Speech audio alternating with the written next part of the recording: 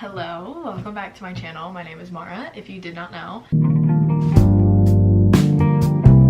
Today I'm doing the last video of 2023's reading, my book journey, all of that kind of thing, because we are almost one whole month through 2024, so I kind of need to move on from 2023. But today is about reflection and reflecting on the 5-star books that I read in 2023. I feel like I'm talking a lot about 2023 also because it was the first year that I really did something with my YouTube that was book related, and then also I just read a lot of good books in 2023, so I really think that did something for me. I'd never read more than 50 books in a year, let alone 100. I read 118 books in 2023, which is crazy. That was very, very, very new for me. Of those 118 books, I definitely had some 5 stars in there, but I also at the beginning of the year didn't really know how I wanted to rate books, and I just kind of would give it a 5 star if I just kind of liked it. So I'm gonna talk about what books I rated 5 stars on Goodreads, see if I still feel that way about those books, if they didn't really do anything with me. Usually what makes it a 5 star is if I read it and it is still in my brain, I still think about it every single day, then it's a 5 star. Otherwise it's probably not. So I probably just rated it a 5 star because it was good. But today we're gonna find out if these books actually were 5-star reads. I'm currently on Goodreads right now, trying to look, and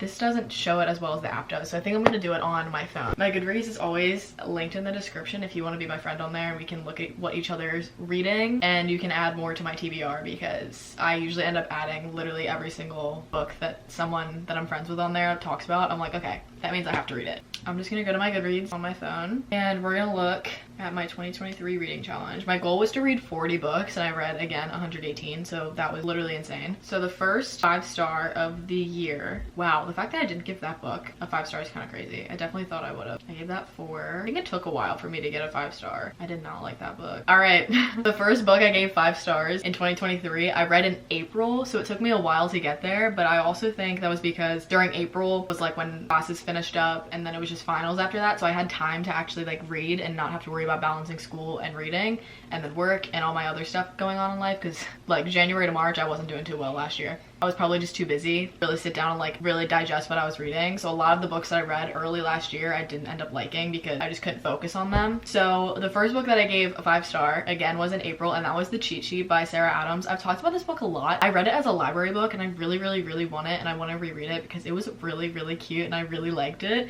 This book is about Nate and Bree, who are best friends. It's best friends to lovers. Basically what happens is Bree was a dancer and she got in a car accident and can't dance anymore, and I'm pretty sure she was a teacher, she would coach dance, and her best friend Nate is this NFL star. His goal obviously then is to go to the Super Bowl. I don't know why it really includes this in here, but it says he wants to go to the Super Bowl. So, oh, it says, did I mention we have to date publicly for 3 weeks until after the Super Bowl because we signed a contract with, oops, forgot I can't tell anyone about that. And that's in the synopsis. So I just think Sarah Adams books are so cute and fun and quirky, and there's something fun about them that I really like. The thing is, they have to fake date. What I love about this book is it's one of those guys where he will do absolutely anything for her. I thought it was adorable. I just loved it, and this is definitely one that I still think about a lot, so it's definitely a 5 star in my brain. The next book that I rated a 5 star was The Fine Print, and honestly I want to reread this book very badly. I don't think it's gonna be a 5 star again. I really enjoyed it. I liked the pacing of it. It wasn't the best book I've ever read. I did enjoy it. I don't know, I think I just had fun reading it, and that is a factor that goes into when I rate a book 5 stars, is did I have fun reading it, and was it genuinely a good book? Yes, I had fun reading this book, and I was kind of on my toes the whole time, but honestly even sitting here I can't really think about what to share about it. It's a part of the Dreamland Billionaire series, so if you know anything about that series, basically it's these 3 brothers that are all billionaires, and he uses his money of that billionaire check. He uses that money and continues the legacy of his family's Disney World type company. He worked in an amusement park, and then this girl that works in the company, they end up flirting, blah blah blah blah. I honestly don't remember much about it, so that shows that this probably wasn't a 5 star because I don't think about it much, and I never think about it. Don't really remember anything. So that shows enough about that. It is a good book, and I will be rereading it, and I have the rest of the series, but was it a 5 star? The answer is probably no, looking back. La la la la la. June is when I really started implementing what makes a book 5 star. Are these books 5 stars? And really starting to be picky about it. As you can tell, in prior months I wasn't really having that mentality, but there were a few exceptions where I was just giving books 5 stars because I was having fun. The next book that I rated 5 stars in 2023, A Court of Thorns and Roses. I read this June 23rd, or this is the day that I finished it, I should say. Looking back, I have read A Court of Thorns and Roses and A Court of Mist and Fury. I've only read 2 of the books out of the series. I can tell you guys right now, I'm not gonna put it in because I'll just tell you guys right now, but A Court of Mist and Fury was also a 5 star. Looking back, A Court of Thorns and Roses is not a 5 star. Looking back now, knowing that I read A Court of Mist and Fury and I felt what I felt reading that book, that is like a 5 star, 6 star type read. Court of Thorns and Roses is still really good, but it's kind of the introduction to the characters and the world and the politics and all of that. It would definitely be like between a 4 and a 4.5. Like, don't get me wrong, it was still an amazing book, but in comparison to as the story progresses through the series, not a 5 star. I'm not gonna go into full detail about this book because I'm sure everybody knows about it. And more importantly, I want to go to the next book that I read in 2023, which was June 27th, because this book, first of all, I think this video that I did really made me want to do like the booktube type videos. This book was also crazy and I loved it, and I need to talk about it because I do think about this quite a bit. And that is Franny and Zoe by J.D. Salinger. 5 star book. And first of all, the fact that I rated this a 5 star and I loved it as much as I did, and it's a J.D. Salinger book, and the only other time I'd read J.D. Salinger was in English class in high school, says something. The video that I read this book for was reading like Jess Mariano for a week. Super fun video. I would love to do something like that again, but I read a few different books that were all picked and catered toward Jess Mariano from Gilmore Girls because he is by far my favorite character. Like, we just see each other a certain way and I love him. So I read this book for that video and I don't think I would have read it otherwise. In fact, I definitely wouldn't have read it otherwise. It follows 2 siblings. The first half is about Franny and the second half is about Zoe. So Franny is the sister of Zoe, and she kind of comes back from college. She has this boyfriend. They're gonna go to this football game, and she's kind of realizing like she doesn't really like her boyfriend anymore. And she's like, it's not even that I don't like my boyfriend, I just want to be single. It's just the fact that like I feel so not content with my life that I feel like I need to like get rid of him and get rid of everything and just start new. That's so real. Second half of the book is kind of Zoe's perspective of things and saying, how as an older brother can I give her advice? It shows readers like the inner working of Zoe's brain, which is so my brother. Like, my older brother is so Zoe, because there's a line in it where he says something to her like, are you gonna waste your energy being depressed and miserable, or are you gonna use that energy to do something better with your life and make things better? And that is something that my brother would 1000% say to me if he hasn't said that to me already. This book was just so interesting and definitely out of my comfort zone. It was really, really, really interesting, and it made me see things differently. And I think genuinely, in like the least cheesy way ever, I think this book seriously made me look at life differently and made me realize like what things are worth being miserable over and what things I need to just like get a grip and shape up.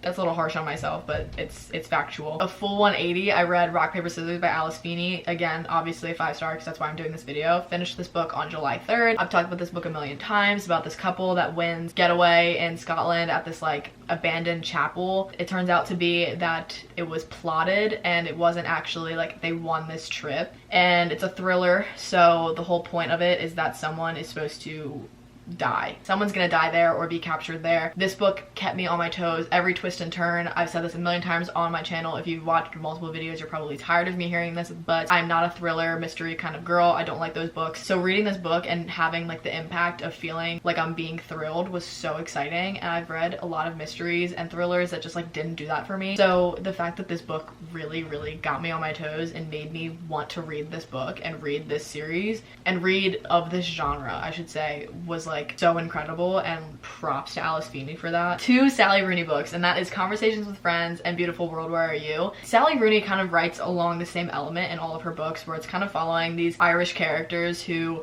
are just trying to go through life and like learn generally the same kinds of life lessons, honestly, just in different ways. And Normal People, which I'd read in 2021, I believe, or early 2022, that follows these 2 kind of childhood high school friends, and they keep coming back to each other after having like failed love stories in college and in their early adult lives. And then Conversations with Friends follows these 2 friends who end up meeting this older married couple, and one of the friends in that friend group ends up having an affair with the married husband while she's friends with the wife, so it's kind of like that challenging love triangle, love square, whatever that was. Beautiful World, Where Are You follows these two friends who are now kind of pen pals, and they're just experiencing their own love lives and kind of communicating them back to each other. I've said this a lot, but I understand why some of Sally Rooney books aren't very attractive to people because of the way it's written, and the fact there's no like quotation signs apparently is like very confusing for some people. I get that. For me, I've read so many of her books now that it just kind of makes sense in my brain, but it also, I think I appreciate those books more because it forces me to focus when I read. I have to like really digest what I'm reading so I know what is being said by what person, because if I were to just skim it, I would not retain anything and nothing would make sense. I really enjoyed these books. These are another set of books that have made me look at life a little bit differently